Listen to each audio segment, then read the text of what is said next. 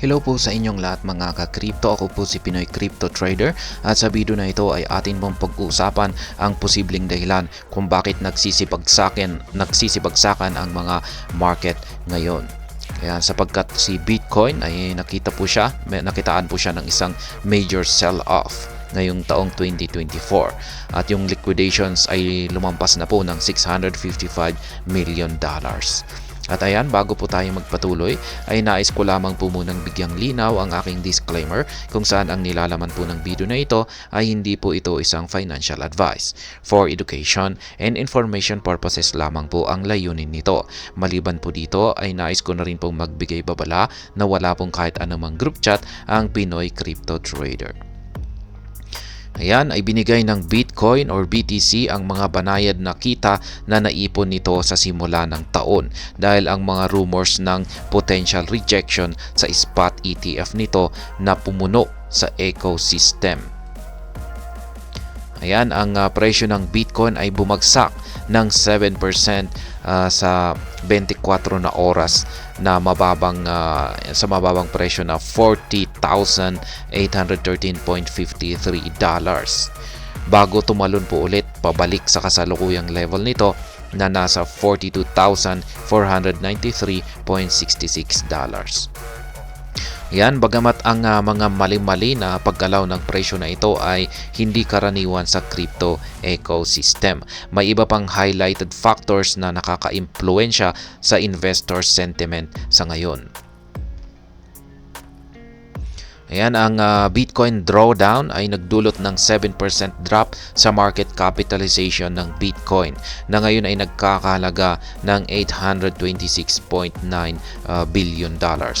Gayunpaman, ang trading volume ay nasa green, tumalon po ito ng 23.1% sa loob ng 24 na oras sa halagang $42.7 billion.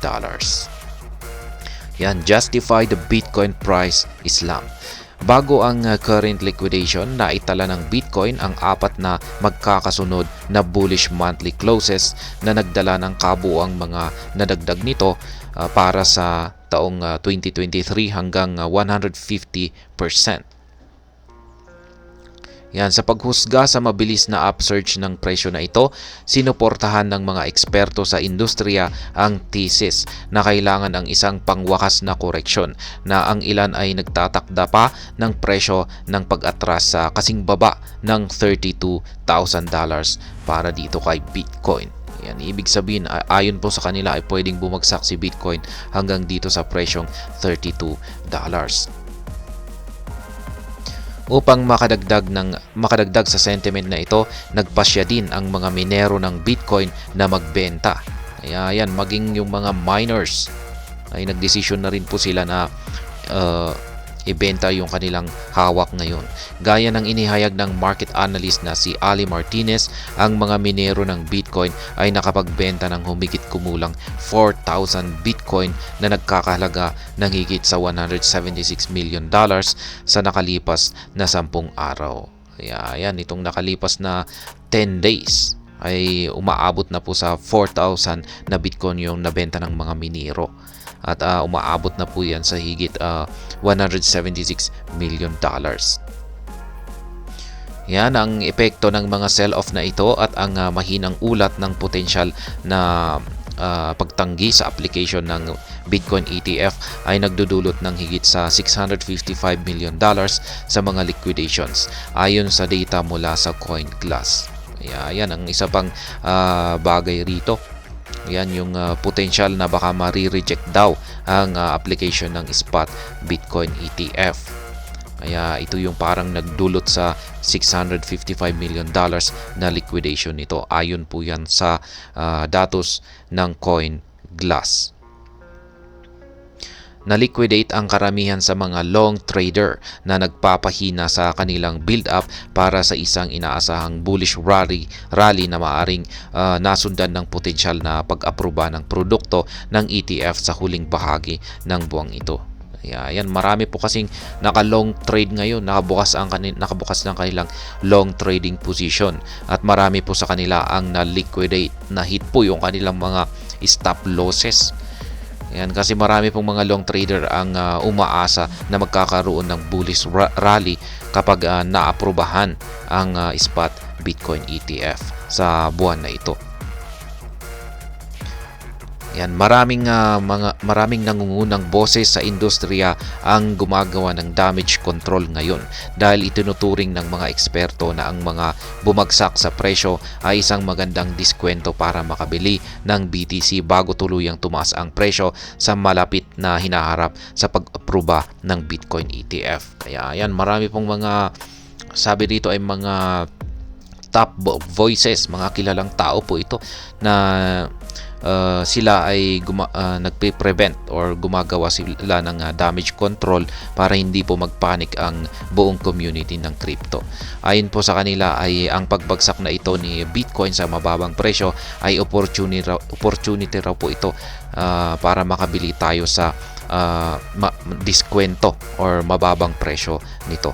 At ayan, mas kikita raw tayo ng malaki kapag nakabili tayo sa mababang presyo at pagsapit ng bull run po nito ay ayan. Altcoin season stamp. Sa karamihan ng mga altcoin ay nagpapanatili pa rin ang ugnayan sa Bitcoin.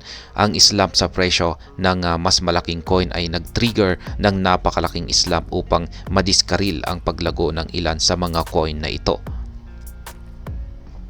Yan, ang Ethereum ay bumaba ng 7.52% sa presyong $2,203.03. Ang Cardano ay bumaba naman ng 11.28% sa presyong 0.5465. Kasama ang Solana na sumali rin sa bandwagon. Bumaba na rin po siya ng 13.70% upang upang bumaba sa $100 na suporta sa 96.6%. Kaya ayan, nagsibagsakan po ang mga malalaking mga crypto assets. Sa kasalukuyang slump na higit na sumasaklaw, ayan, maliban kung may anumang correction na makikita sa mga buwan, ang ilang mga altcoin tulad ng Maker or MKR, Internet Computer or ICP ay tumalo naman po ng 6.64% at 5.84% sa mga presyong ayan, si MKR ay 1,762.03 at si ICP ay $13.96. Kaya ayan, yan po ang mga posibleng dahilan kung bakit nagsisibagsakan ang mga market prices ng mga lalong-lalo na yung mga malalaking crypto assets. Mukhang magkakaroon daw ng rejection ang approval ng mga spot ETF. At maliban dyan ay nagbebentahan na rin yung mga Bitcoin miners. At ayan, hanggang dito na lamang po tayo sa video na ito. Sana po ay inyong nagustuhan ang aking paliwanag dito. Kung inyo po itong nagustuhan ay pakiclick lamang po ang like button nito. Para naman po sa mga bago lamang dito, kayo po ay aking inaanyayahan para mag-subscribe.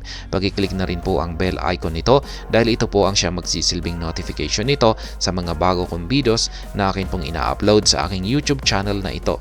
Marami pong salamat sa panonood. Ingat po tayo lagi at God bless po sa ating lahat.